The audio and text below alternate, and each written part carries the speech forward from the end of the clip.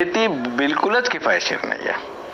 याचं कारण असं आहे की आपल्या इनपुट कॉस्ट एवढ्या वाढून बसलेल्या आहेत आणि जमिनीची काळजी आपण घेऊ शकलो नाहीत, कारण शक्यही नाही शेतकऱ्यांना ते घेणं, कारण की त्याला खरीप झाल्यावर रबी घ्यायचं आणि दोन्ही मधून कसं बसं चारित अर्थ काढायचं. आता सोयाबीन सारखं पीक जर तुम्ही घेतलं तर लोक काही बोलतात, बरेच युट्यूबर तर काही पण सांगतात.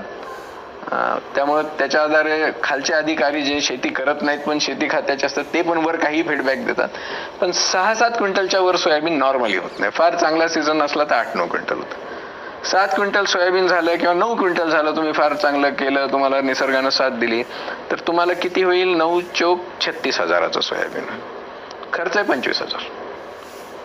10,000साठी तुम्ही 4 महिने अत्यंत पावसात त्रासात मगजमारी करत असतात. आउटपुट काय येतं? आउटपुट येत नाही. म्हणजे एकरी 10,000 रुपये कसा बसा फायदा आहे.